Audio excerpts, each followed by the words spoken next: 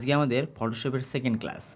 ফটোশপের second ক্লাসে আমরা যেটা শিখব সেটা হচ্ছে কিছু টুলস হচ্ছে কি দেখেন, আমরা যখন কোনো একটা ড্রয়িং করার জন্য আমাদের কি দরকার হয়, পেন্সিলের দরকার হয় বা কোনো কালারের দরকার হবে, বা কোনো একটা আমরা ভুলে পেন্সিলে কোথাও একটা দাগ পড়লো সেটা মোছার জন্য ইরেজারের দরকার হবে।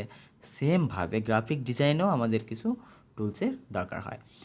সো দেখেন, আজকে ফার্স্ট অফ অল আমরা যেটা শিখব সেটা হচ্ছে মুভ টুল। মুভ টুলের কাজ হচ্ছে কি, মুভ মানে নাড়ানো। অর্থাৎ আপনি যদি কোনো শেপ বা কোনো ইমেজ বা কোনো টেক্সটকে ধরে নাড়াতে চান, সেটার জন্য আপনি মুভ টুল ইউজ করবেন। এবং মুভ টুলের সাহায্যে আর একটা কাজ যেটা করা যায় সেটা হচ্ছে, আমরা কোনো শেপ বা ইমেজ বা কোনো টেক্সট সেটা যদি ছোটো বড়ো করতে চাই সেটা করতে পারি। যেমন ধরেন, এই পাশে যেমন আমি একটা টেক্সট আছে, আমি চাচ্ছি এটাকে ধরে এখান থেকে না রেখে আমি এখানে নিয়ে গেলাম, এটাকে এখান থেকে না রেখে এখানে নিয়ে যাব। সো এই মুভগুলো করার জন্য এক্স্যাক্টলি মুভ টুলের ব্যবহার করা হয়। এবার দেখেন, আমরা যখন এই সিলেক্ট করছি, করার জন্য এটা চারপাশে ট্রান্সফর্ম কর্নার শো হচ্ছে। যেমন দেখেন, এই পাশে ট্রান্সফর্ম কর্নার শো হচ্ছে না।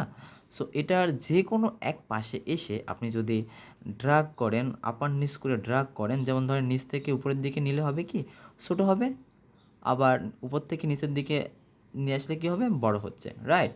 সেমভাবে এইখানে যদি ধরেন নিচের দিকে আনলে কী হবে, ছোটো হবে, আর এখানে থেকে উপরের দিকে নিলে হবে বড়। এটা এক্স্যাক্টলি মুভ টুল দ্বারাই হয়ে থাকে, ওকে। অর্থাৎ মুভ টুলের সাহায্যে আমরা কোনো ছবিকে বা কোনো লেখাকে বা কোনো শেপকে আমরা নাড়াচাড়া করতে পারি এবং এটাকে আমাদের প্রয়োজন অনুসারে ছোটো বড়ো করতে পারি। এরপর আমরা যে টুলটা শিখব সেটা হচ্ছে রেক্ট্যাঙ্গুলার মার্কিও টুল।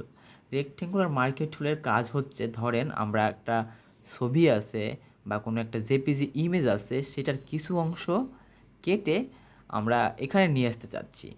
তার জন্য আমরা কি করব, রেক্ট্যাঙ্গুলার মার্কিও টুল ইউজ করতে পারি। যেমন ধরেন, আমরা ফাইল থেকে প্রথমে একটা ছবি ওপেন করলাম, তো ছবি ওপেন করার জন্য কি করতে হবে, আবার একটু দেখি। ছবি ওপেন করার জন্য ফাইল থেকে ওপেনে ক্লিক করতে হবে, অথবা আমরা শর্টকাট কন্ট্রোল ও থেকেও ওপেন করতে পারি, ওকে। তো এটা ক্লিক করলে আমরা আমাদের সামনে ছবির সোর্সটা কোথায় আছে সেটা দেখিয়ে দিব। সাপোজ আমার ডেস্কটপে আছে, ডেস্কটপ থেকে আমি ধরেন চাচ্ছি যে এইটাকে ওপেন করার জন্য, তো আমি এখান থেকে এটা ওপেন করে দিলাম। ওপেন করলে চাচ্ছি যে আমি যে এই মানুষের কিছু অংশটা, মুখের কিছু অংশটা আমরা আমাদের পেজটাতে নিয়ে আসতে যাচ্ছি। সুতরাং আমরা কি করব, এটা দ্বারা ক্লিক চেপে ধরে রাইট ক্লিক করে মাউসটা চেপে রেখে আমরা নিচের দিকে ড্র্যাগ করলে আমাদের এই সিলেক্ট হয়ে যাবে। দেন আমরা কি করব, কপি করার জন্য কন্ট্রোল সি, এবং যে পেজটাতে নিতে চাচ্ছি, ধরেন আমরা এই পেজটাতে নিব, এখানে ক্লিক করলে এই পেজটা আসবে, দেন কন্ট্রোল ভি, ওকে। এই যে আমাদের ছবিটা চলে আসছে। এবার চাচ্ছি ছবিটাকে কি করব, একটু বড় করব। তাহলে এই মুভ টুলে এসে দেন ছবির যে এই চারপাশে ট্রান্সফর্ম কর্নার হচ্ছে, এই কর্নারের যে কোনো একটাতে ধরে আপনি আপার নিচ করেই বড় ছোটো করতে পারবেন, ওকে। হ্যাঁ, এখন দেখেন, আমরা ধরেন চাচ্ছি এই যে বলের চারপাশে বাড়তি কিছু অংশ আছে, চাচ্ছি যে বাড়তি কিছু অংশ আমরা রাখবো না, এটাকে আমরা জাস্ট বলের মেইন অংশটা রাখবো। এর জন্য দেখেন কি করব, ঠিক রেক্ট্যাঙ্গুলার মার্কিও টুলের নিচে দেখেন ইলিপ্টিক্যাল মার্কিও টুল আছে। এটার কাজ আমরা এখানে ইউজ করতে পারি কিভাবে, দেখেন, আমরা যখন এটার উপর ক্লিক করলাম, এই টুলের কাজ করব, তাহলে কি করব, আমরা এই বলটার মাঝামাঝি সেন্টার পয়েন্টে চলে আসব। সেন্টার পয়েন্টে এসে ওয়ালটার শিপ চেপে ধরে মাউসে রাইট ক্লিক করে ড্র্যাগ করি, তাহলে দেখেন মাঝ থেকেই চারপাশে সুন্দর মতো সিলেকশন পয়েন্টটা দেখতে পাচ্তেছি, দেখছেন। তো আমরা আমাদের সিলেকশন পয়েন্টটা ঠিক মাঝে আনার পর, এখন ধরেন আমাদের সিলেকশনটা যেমন মাঝে হয়নি, অনেক বাইরে চলে আসছে, দেখছেন, ধরুন মাঝে হয়নি, তার জন্য কি করব, আমরা আমাদের কিবোর্ডে আপ অ্যান্ড ডাউন যে বাটনগুলো আছে বা রাইট বা লেফট যে বাটন আছে, সেটাকে আমরা ক্লিক করে, ধরেন এই যে লেফটে ক্লিক করে আমরা এটা সেন্টারে বসিয়েও দিতে পারি, ওকে। সেন্টারে বসলে দেন আমরা কি করব, কন্ট্রোল সি এবং কন্ট্রোল ভি যদি দেই, তাহলে দেখেন এইখানে আমাদের জাস্ট বলটাই কিন্তু চলে আসছে। তাহলে আমরা কি শিখলাম, যে এইখানে যে রেক্টেঙ্গুলার মার্কিও টুল ছিল, এটার মাধ্যমে আমরা ছবিটার জাস্ট স্কোয়ার শেপে এটা নিয়ে আসতে পারি। ওকে, আবার কি শিখলাম, এই ইথিপিক্যাল মার্কিও চুলে আমরা এটার মাধ্যমে জাস্ট ওভেল শেপে ফুল রাউন্ডলি করার জন্য ওয়াল্টার শিপ ধরে ওইভাবেও নিতে পারি। অর্থাৎ আমি যদি না চাই আমরা যেটাকে ফুল রাউন্ড নিব না, ধরেন আমি চাচ্ছি জাস্ট এরকম নিব, তার জন্য আমাদের এমনিতেই ড্রাগ করলেই হবে। ওকে, যেমন যেমন চাচ্ছি, যদি এক্সাক্ট গোল করতে চাই তার জন্য আমরা ওয়াল্টার শিপ চেপে ধরবো। ওকে, সেমভাবে আমরা যদি চাই যে এই রেক্টেঙ্গুলার মার্কিও টুলের মাধ্যমে ধরেন আমরা ফুল একটা স্কোয়ার শেপে নিব, মানে দৈর্ঘ্য প্রস্থ সব সমান হবে, তার জন্য সেমভাবে আমরা ওয়াল্টার শিপ চেপে ধরে টানলেই দেখেন এই যে চারপাশেই একদম সমানভাবে বাড়তেছে। হ্যাঁ, যদি ওয়াল্টার শিপ চেপে ধরি তাহলে আমাদের সোর্স পয়েন্টটা থেকে, এই যে সোর্স পয়েন্টটা, এটা থেকে আমাদের চারপাশেই সমান আকারে বাড়বে। হ্যাঁ, যদি ওয়াল্টার শিপ চেপে ধরি।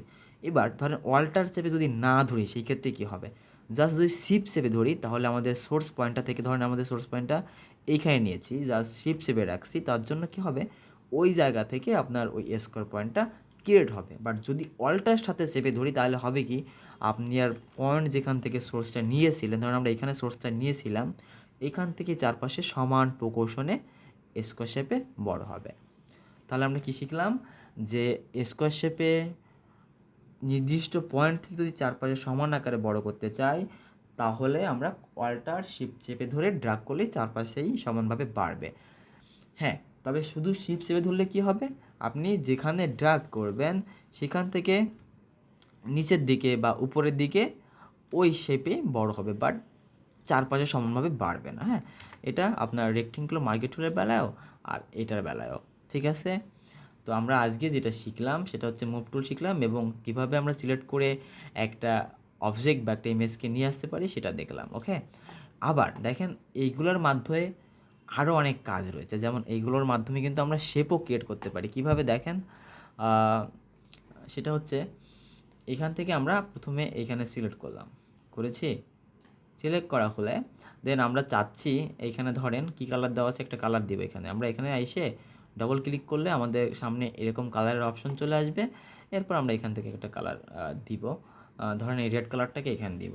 তাহলে কি করব, রেড কালারটা উপরে আসে, উপরে কালার দেওয়ার জন্য ওয়াল্টার ব্যাক স্পেস বা ওয়াল্টার ডিলেট চাপলে আপনার এই রেড কালারটা আপনার এই শেপের উপর চলে আসবে। ওকে, ওয়াল্টার ব্যাক স্পেস অথবা ওয়াল্টার ডিলেট।